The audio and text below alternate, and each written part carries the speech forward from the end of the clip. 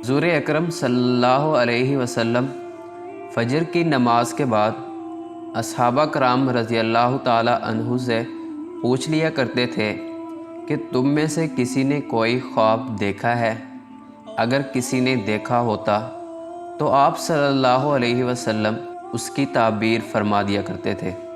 چنانچہ ایک مرتبہ جب آپ صلی اللہ علیہ وسلم نے صحابہ سے پوچھا اور کسی نے بھی خواب کا تذکرہ نہ کیا تو حضور اکرم صلی اللہ علیہ وسلم نے ارشاد فرمایا کہ آج میں نے ایک خواب دیکھا ہے کہ دو آدمی میرے پاس آئے ہیں جو میرا ہاتھ پکڑ کر مجھے ایک مقدس سرزمین کی طرف لے گئے ہیں، اور کیا دیکھتا ہوں کہ ایک شخص وہاں کھڑا ہوا ہے اور ہاتھ میں تلوار لیے ہوئے اس بیٹھے ہوئے شخص کے گلے کو چیر رہا ہے۔ جب ایک گلا چیر جاتا ہے تو وہ بعد میں درست ہو جاتا ہے اور وہ کھڑا شخص دوبارہ اس کے گلے کو چیر دیتا ہے۔ یہی عمل بار بار ہوتا ہے۔ یہ دیکھ کر میں نے پوچھا کہ آخر یہ کیا بات ہے؟ تو وہ دونوں کہنے لگے آگے چلیے۔ ہم آگے چلے تو ایک ایسے شخص پر سے گزر ہوا جو لیٹا ہوا ہے، اور دوسرا شخص اپنے ہاتھ میں ایک بھاری پتھر لیے اس لیٹے ہوئے کے سر کو نہایت بے دردی سے کچل رہا ہے۔ چنانچہ جب وہ شخص اس کے سر پر زور سے پتھر مارتا ہے تو پتھر لڑک کر دور جا پڑتا ہے، اور وہ شخص ابھی اس پتھر کو لا نہیں پاتا کہ اس کا سر پھر درست ہو جاتا ہے، اور پھر وہ اسی طرح اس کا سر پھوڑتا ہے۔ یہ ماجرا دیکھ کر میں نے پوچھا کہ کیا قصہ ہے؟ تو وہ دونوں آدمی کہنے لگے کہ آگے چلیے۔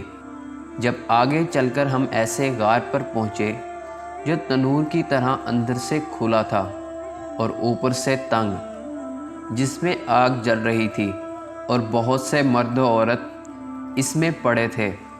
جب آگ کے شعلے بلند ہوتے تھے تو وہ سب اوپر اٹھ آتے اور نکلنے کے قریب ہو جاتے تھے، اور جب آگ نیچے بیٹھتی تو اس کے ساتھ نیچے چلے جاتے تھے۔ یہ دیکھ کر میں نے معلوم کیا کہ کیا معاملہ ہے، تو وہ دونوں کہنے لگے آگے چلیے۔ آگے چل کر جب ہم نے دیکھا کہ ایک خون کی نہر میں ایک شخص کھڑا ہے اور دوسرا شخص نہر کے باہر کھڑا ہے۔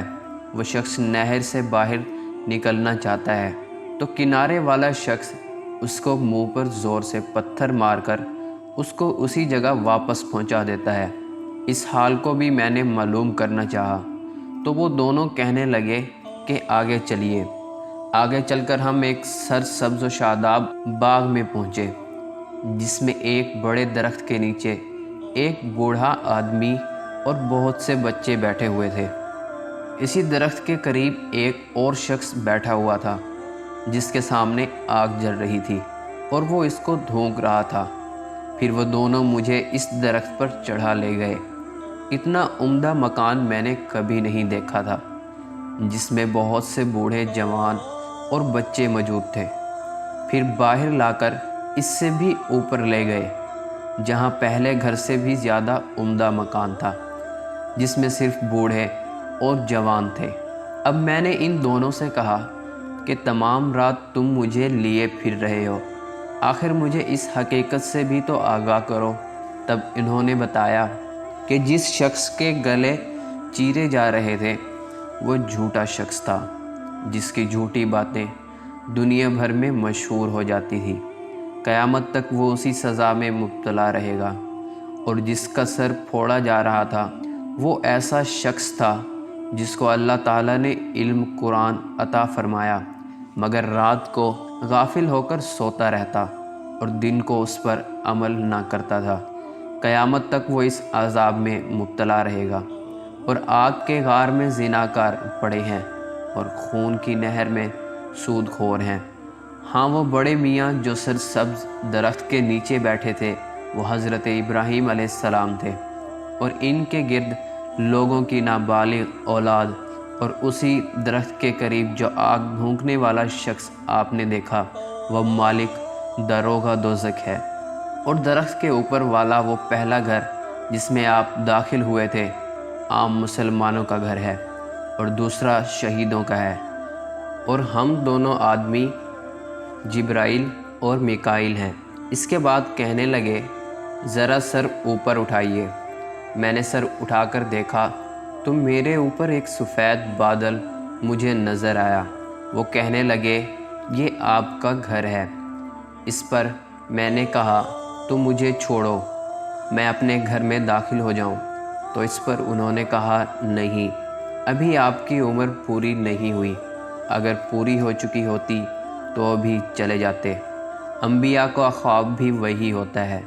ہمیں قرآن پاک کی تلاوت کرنی چاہیے اور زنا کاری، سود خوری سے بچنا چاہیے اور ہر قسم کی برائی سے پرہیز کرنا چاہیے۔